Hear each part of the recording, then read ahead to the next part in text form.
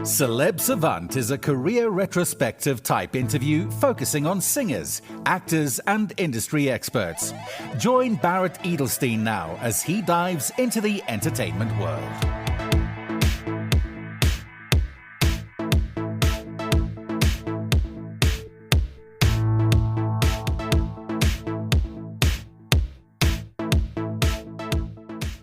Maya Amolo is a Kenyan singer-songwriter and producer whose music explores life's intricacies through the lens of alternative R&B with Afro-pop sensibilities. Maya's sugary vocals and soft harmonies have amassed her a loyal global listenership and the homegrown support of East Africa's creative community. Her debut project, Leave Me at the Pre-Game, released in 2020 and took listeners through a journey of self-acceptance and healing. In 2022, Maya released her debut album, Asali. Maya has established herself as one to watch, having been covered by tastemaker platforms, including NPR, The Native Mag, OK Africa, Harmattan Rain, and Tangaza magazine. In 2023, she partook in Spotify and Color X Studios' first ever writing camp in Africa. She was also named Apple Music's East Africa Up Next Artist in November of 2023. Up next on Celeb Savant, discussing her journey in the entertainment world and her latest music projects, is Maya Amolo. Where in the world are you and how are you doing? I am in Nairobi, Kenya. I'm doing great. I'm very warm right now, very comfortable. I'm doing okay, excited, happy, doing my best. There's a lot going on in the world, so I'm doing the best that I can. Let's rewind. At what age, whether as a child or teenager, did you think to yourself, cool, I want to be in this music world, this creative world? And how did that journey progress? Oh my God. Like literally as early as I can remember, like as early as, the earliest memories I have, I do remember being like surrounded by music and, having like a piano in the house and having like my grandparents playing music and my parents playing music. But when I really locked in on it as like a career, I was about 16, I would say. I was in high school in Eswatini, actually.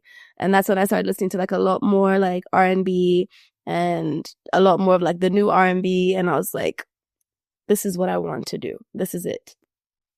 So from that thought, how were the next steps created for you to become professional? So what I would do actually is I would take like my favorite songs. So like, for example, if the song is like The Worst by Shani Aiko, I used to like look for the instrumental and then do like a cover of it. And then in the middle, do like an original verse. Then I would upload that onto SoundCloud just to like, build my writing confidence. And then in the middle of that, I would find like, free instrumentals like Erykah Badu type beat, her type beat, Bryson Tiller type beat, and I'd like write my own music on top of those and then upload those to SoundCloud. And then eventually, I don't even know how it happened. I think I was like at some kind of meet in the studio and I was like singing in the I was singing in the bathroom and a producer heard me singing and I started working with him and the rest is history. So if you weren't singing in the bathroom, we wouldn't be speaking right now. Am I correct? Yeah, it's kind of crazy to think about. Yeah, probably not. Or if the producer wasn't there at that time. So how did that actually happen? Did you know the producer or did he catch you coming out the bathroom and say, hey, I want to work with you? Actually, what happened is I came out the bathroom and somebody else heard me and he knew the producer. So he was like, oh my gosh, I was just he was like, not to be creepy, but I was like, he that's already singing in the bathroom. And then he let the producer know and then the producer exchanged contacts and started working together. How do you create a song? Oh my goodness. In the midst of chaos. Like every single time someone asks me what my process is, I literally have no answer. Sometimes like the music will inspire me. Sometimes I'll wake up at 3 a.m. and like open my notes app and write down lyrics or like, a melody that's in my head in the middle of the grocery store. Like I'll just like hum it into my phone. But I find when I'm in not necessarily like a happy headspace, but like a healthy headspace. Because I don't always have to be happy because some of my songs are sad. But as long as like my body and mind are healthy, everything just works. Yeah. I love what you said because a healthy mind space doesn't necessarily mean happiness. You might be still feeling anger, sadness, mourness and loss, but you're still in a healthy mind space because you're processing it and you're feeling the emotions from that experience. Most people run away from that. You actually gave me an aha moment as well. Thank you. It is because I honestly like I know that I'm not really processing something well if I can't write about it. That I know that I'm too sad or I know that I'm too angry. But it's like once I'm in a healthier headspace, it's like I still feel all those things, but I can kind of like rationalize them and channel them into like the art that I'm creating. Do you write by yourself or do you collaborate with other writers? I used to write by myself, but then more recently, I have been working with like other writers, and it's so much fun. It's so much fun. It makes the process so much more fun. I figured if I love working with other producers when I'm making music, why not experiment with other writers? So I've been doing a lot more of that this year, and like with the songs that are coming out. When you started writing with other writers, were there any aspects of it that surprised you were part of their process, or it was just natural and organic? A lot of it was natural and organic. Some people have like, I remember when I was at this writing camp, this Spotify writing camp, Manana was there and he had like studio socks, like to help him like get comfortable. Like he had like studio socks, and I think somebody else had like studio Crocs or something. And I was like, that's interesting, but it does make sense. Like the more comfortable you are in the studio, maybe the less anxiety you feel or like less shyness you feel. So that was kind of interesting. Also, like the shared note app was like a new thing. Like everybody just kind of like gets into the same notes app and like you can see everybody's lyrics and stuff. But everybody's process has been different. I'm also trying to learn more about like what helps me get into like a new headspace when I'm in the studio. So it's nice. It's been nice being with like other like writers and people in the studio in general. And when you're working with a person that you've never worked before, when you get there into that space, do you dive straight in or do you need to take a moment to get comfortable with them and their energy? Definitely need to take a moment to get comfortable. So when I was writing like the first single I dropped this year with Uaya Tajiri, he came and, you know, we all kind of chatted a bit, like, what have you been listening to? Like, how's music been going? And then I played him a lot more music than like the song that we worked on and kind of got into the vibe. I do think that if there's like an awkward vibe in the studio, I probably won't be able to do anything because I'd just be overthinking the whole time. Yeah. So yeah, there is like a bit of like, you know, chit chat before, like, you know, what's your favorite meal? Like, what have you been up to? What are you doing after this? Things like this. So yeah. I know it's very secretive in your world. Can you tell us any tidbits that you can tell us what's happening in the next few months? Of course. Well, first of all, I'm dropping a lot of new music. I'm dropping my sophomore album this year. So that I can tell you. I have like a couple of features on there. I cannot disclose them yet, but very excited about that as well. And also a new single coming out like soon. I love that you're doing an album. I speak to a lot of artists these days and they say albums are not as relevant because it's about the EP and about the single. So big shout out and high five to you for releasing an album and going that path. What was the inspiration for you to say, okay, I'm going to do this? So what I did last year that was different from before is I would just try to go to studio at least like once a week or like once every 2 weeks and just like make music. And I do find that when I'm in like a certain headspace or like era of my life, the songs will kind of reflect that. Like I never go into making an album with the intention of making an album, but like it kind of just, the songs kind of tell like a cohesive story. So once I kind of noticed that, I was like, okay, this could be an intro, this could be number 2, this could be this, that, and the other. And yeah, then it's an album. And I'm like, okay, let's drop an album this year. I love me a CD. I still budget for my CDs every month. For me, it's an energy exchange. Thank you to you guys for all the hard work that you do. I love the journey of the choice, the unpacking, the listening from song 1 to whatever number. I'm not sure if you are aware, but there's a massive upsurge of physical around the world. Last year or the year before in the UK, there was 5.9 million vinyl sold, the biggest since 1990. Last year, also in the UK, there's a basket of products that they gauge exchanges on. There needs to be a high level of exchanges for a product to be in this basket. And because of the upsurge of CDs again, CDs are now in the basket. And the research is showing it's the teenagers, the younger kids that are diving into this world. And then we also have the streaming platforms that people consume music on. What are your observations of the landscape at the moment?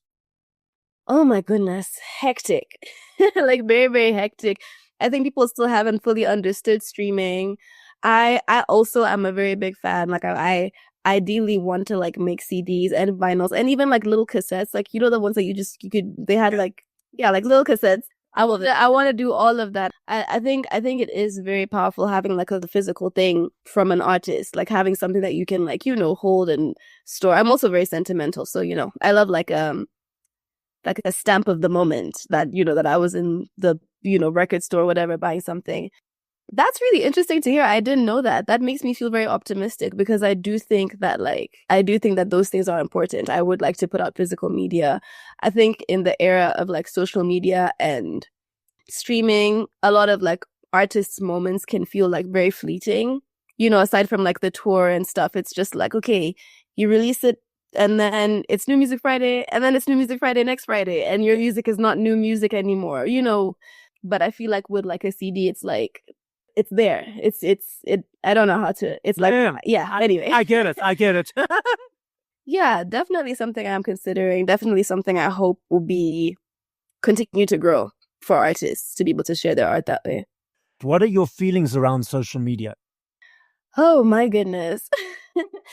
One thing I will say is that I don't think there's so many artists that have like found their stardom and their career through social media. I think even me myself, I can't imagine how much more difficult it would be to reach other people in other markets were it not for social media.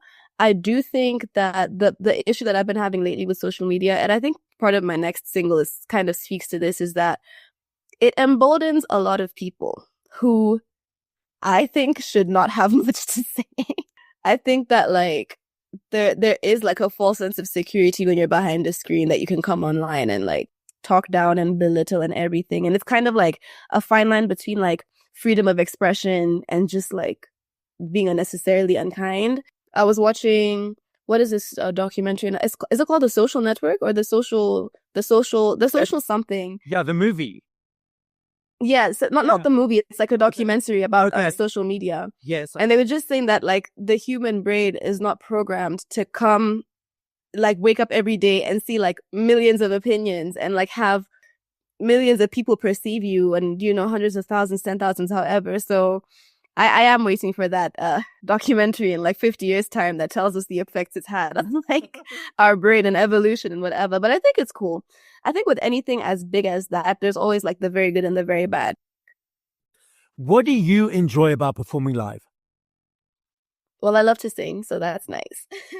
I love like rearranging my songs with a band. I love like reinventing them and like I love incorporating like other songs and covers and stuff. And I think more recently, like the more I've kind of grown in my career, I always do get choked up when I see people singing. I'm still not used to like, oh my gosh, you guys know the lyrics. This is cool. So I enjoy that very much. I enjoy the whole process. I love getting my hair done. I love getting my makeup done. I love doing my nails. I love picking the outfit. It feels like a very clear indicator of the progress I make as an artist every time I perform live. I'm that dude right up in front. I'm dancing, I'm jamming. I'll take my cell phone out for maybe one or two songs, one or two videos, a couple of photos, then I put it away. Linking this to the social media discussion, I've noticed a lot of time these days, people are posting, tweeting, videoing a lot, and potentially using a bunch of screens instead of a bunch of eyes. From your perception on the stage, do you feel this takes away from the experience of the person, or it's just where society is at the moment? I think it is where society is at the moment. I mean, as an artist, it does make me feel good that people want to video what I'm doing. Unless I'm crashing and burning, in which case, put the phone away. But, I do find that, like, even when I'm at a concert and I do take out my phone and record, and then I put my phone away, I feel like I've missed something, but I do appreciate having that video later on. So again, it's just kind of like that balance. I don't think it takes away from the performance. Sometimes it does feel a little bit dystopic. Like when I watch a lot of concerts, I was recently watching Doja Cat, I think at Lollapalooza in Brazil. I don't know which one it was. And it was just, like a sea of phones. And it's like, oh, it's kind of dystopic. But, I think, for Doja Cat, it is nice to have like a lot of people wanting to like immortalize the moment or whatever. So again, it is just about that balance. I can't tell whether it's good or bad yet. I love this game. I know if I had to ask you this question in 2 hours, 10 minutes, 5 hours, I know your answer will be different every time. I understand that and I recognize that. I'm not saying favorite. I'm saying top of mind. If you had to push play to 5 artists once we finish this conversation, who would those artists be? And if you can think of specific songs of those artists, what songs would you play from them? Okay, so first song I would play is Can't Stand It by TG Black. Amazing song. Second song I would play Leaving Summer by Maui Moon. Amazing, amazing track. Third song I would play, well, I've been listening to this song called Make Believe a lot by Karen and Blinky Bill. Fantastic, fantastic song. Feel Away by Amare and Molly and Melissa. And the fifth song, what have I been listening to? My gosh, I don't know. Oh, Guidance by Maya Amolo. So Maya, the podcast is listened to throughout the world. As a final message, what would you like to say? I would like to say you should listen to Maya Amolo. I've heard that she's pretty sick. So, give that a chance. What have I been feeling in my heart lately? I've been feeling a lot of pride about like all of the music that's coming out of East Africa. So I want to just take a moment to be like, go on Spotify, look up the Nairobi playlist and treat yourself. It is amazing what's happening. And then stay tuned. There's like more magic to come. So, stay tuned. Thank you for listening to this episode of Celeb Savant. Please follow Barrett on TikTok, Instagram, YouTube, and Facebook at Celeb Savant. That's CelebSavant.